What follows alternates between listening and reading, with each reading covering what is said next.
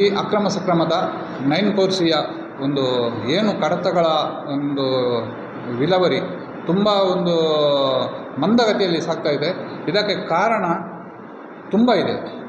ಇದರಲ್ಲಿ ನಮ್ಮ MLA ಆದಂಥ ಹರೀಶ್ ಪೂಂಜಾರವರು ಜನಸ್ಪಂದನ ಕಾರ್ಯಕ್ರಮವನ್ನು 48 ಗ್ರಾಮಗಳಲ್ಲಿ ಮಾಡಿದರು.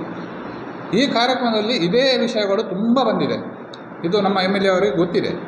ಆದರೂ ಸಹ ಈವರೆಗೂ ಸಹ ಅದರ ಬಗ್ಗೆ ಅವರು ಈವರೆಗೂ ಸಹ ಯಾವುದೇ ಕಾರ್ಯಕ್ರಮವನ್ನು ಮಾಡಲಿಲ್ಲ. ಒಂದು ಎರಡನೇದ್ದು ನಮ್ಮ 9/11 ಒಂದು ಮಾಡುವ ಈ ಬೆಳ್ತಂಗಡಿಯ ಒಂದು ಏನು 48 ಗ್ರಾಮಗಳಿವೆ ಅವರಿಗೆ ಈಗ ಮೂಡುಬಿದಿರೆಗೆ ಹೋಗಬೇಕಾಗಿದೆ. ಮೂಡುಬಿದಿರೆಯಿಂದ ಹೋಗಿ ಅಲ್ಲಿ ಅವರು ಮಾಡಬೇಕಾಗಿದೆ. ಎಷ್ಟು ಕಷ್ಟ ಆಗ್ತದೆ ಹೇಳಿದರೆ ಇಲ್ಲಿ ಒಂದು 5 ಸೆನ್ಸ್ ಇದ್ದವರಿಗೆ ಒಂದು ಪ್ಲಾಟಿಂಗ್ ಮಾಡಲಿಕ್ಕೆ ಆಗಲಿ ಏನಾದರೂ ಇದ್ದರೆ ಸಾಧಾರಣ 30,000 ರೂಪಾಯಿ ಖರ್ಚಿರ್ತದೆ. ಕಡೆಗೆ ಅಲ್ಲಿಯ ಇಂಜಿನಿಯರ್ ಇಲ್ಲಿ ಬಂದು ಪರಿಶೀಲನೆ ಮಾಡುವಾಗ ಅದನ್ನು ರಿಜೆಕ್ಟ್ ಮಾಡ್ತಾರೆ. ಯಾಕೆ 16 ಫೀಟ್ ಅವರಿಗೆ ರಸ್ತೆ ಬಿಡಬೇಕು, ಕೆಲವು ಅವರ ಒಂದು ಟೆಕ್ನಿಕಲ್ ಎಲ್ಲ ಇದಿದೆ, ಅದರಿಂದ ರಿಜೆಕ್ಟ್ ಮಾಡ್ತಾ ಇದ್ದಾರೆ. ಇದಕ್ಕೆ ಯಾರು ಪರಿಹಾರ ಕೊಡುವುದು? ಈ 5 ಸೆನ್ಸ್ ಇದ್ದವರು ಈ 16 ಫೀಟ್ ರಸ್ತೆಯನ್ನು ಹೇಗೆ ಬಿಡುವುದು, ಎಲ್ಲಿ ಬಿಡುವುದು? ಇದು ಯಾರು ಸಹ ಇದರ ಬಗ್ಗೆ ಗಮನ ಕೊಡ್ತಾ ಇಲ್ಲ. ನಂತರದ್ದು ನಮ್ಮ ಈ ಕೃಷಿ ದೊಡ್ಡ ಜಮೀನಿದ್ದವರಿಗೆ ಅಕ್ರಮ ಸಕ್ರಮ ಆಗಿದೆ.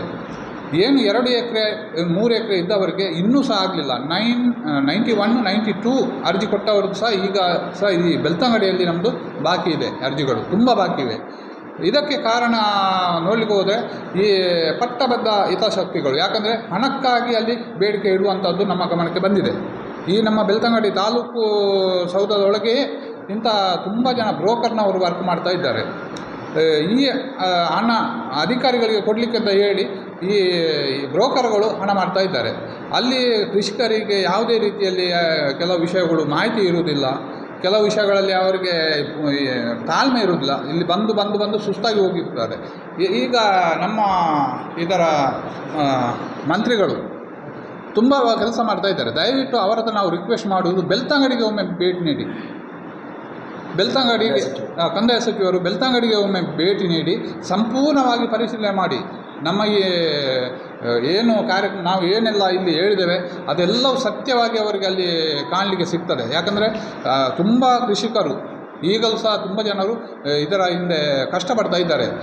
ಒಂದು ಟೇಬಲ್ನಿಂದ ಒಂದು ಟೇಬಲಿಗೆ ಫೈಲ್ ಹೋಗಬೇಕಾದ್ರೆ ವರ್ಷಗಟ್ಟಲೆ ಬೇಕಾಗ್ತದೆ. ಇದು ನಮ್ಮ ಕಂದಾಯ ಇಲಾಖೆಯವರಿಗೆ ಗೊತ್ತಿಲ್ವಾ ಅಥವಾ ಮಿನಿಸ್ಟ್ರಿಗೆ ಗೊತ್ತಿಲ್ವಾ ಅಥವಾ MLA ಅವರಿಗೆ ಗೊತ್ತಿಲ್ವಾ ಅಂತ ನಾವು ಇವತ್ತು ಪ್ರಶ್ನೆ ಕೇಳ್ತಾ ಇದ್ದೇವೆ. DC ಸಾಹೇಬ್ ಇದ್ದರೆ DC ಅವರು ಸಹ ಇಲ್ಲಿಗೆ ನಮ್ಮ ಈ ಬೆಳ್ತಂಗಡಿ ಒಂದು ವಿಧಾನಸೌಧ, ನಮ್ಮ ಮಿನಿ ವಿಧಾನಸೌಧ ಇದೆ, ಅಲ್ಲಿಗೆ ಒಮ್ಮೆ ಭೇಟಿ ನೀಡಬೇಕು. ಅಲ್ಲಿಯ ಒಂದು ಏನು ಕೆಲಸ ಕಾರ್ಯ ಹೇಗೆ ಆಗ್ತಾಯಿದೆ ಅದರ ಬಗ್ಗೆ ಸ್ವಲ್ಪ ಪರಿಶೀಲನೆ ಮಾಡಿ ನಂತರದ ಈ ಮುಂದಿನ ದಿನಗಳಲ್ಲಿ ಈ ನಮ್ಮ ಏನು ಅಕ್ರಮ ಸಕ್ರಮ 9 ಕೋರ್ಸಿ ಇದೆ ಆ ಬಾಕಿದ್ದ ಅರ್ಜಿಗಳನ್ನೆಲ್ಲ ತ್ವರಿತವಾಗಿ ಇದನ್ನು ಜನರಿಗೆ ತಲುಪಿಸುವಂಥ ಕಾರ್ಯಕ್ರಮ ಒಂದು ವೇಳೆ ಮಾಡಲಿಲ್ಲ ಅಂತ ಹೇಳಿದರೆ ನವಸು ಕಟ್ಟೆಯವರು ಹೇಳಿದ ಹಾಗೆ ನಾವು ಜಿಲ್ಲೆಯಾದ್ಯಂತ ಇದರ ಬಗ್ಗೆ ಹೋರಾಟಕ್ಕೆ ನಾವು ಕರೆ ನೀಡಬೇಕಾಗ್ತದೆ. ಇದಕ್ಕೆ ಅಧಿಕಾರಿ ವರ್ಗ ಆಗಲಿ ಅಥವಾ ಜನಪ್ರತಿನಿಧಿಗಳು ನೇರ ಹೊಣೆಯಾಗಿರುತ್ತಾರೆ ಅಂತ ನಾನು ಹೇಳಲಿಕ್ಕೆ ಇಷ್ಟಪಡ್ತಾ ಇದ್ದೇನೆ.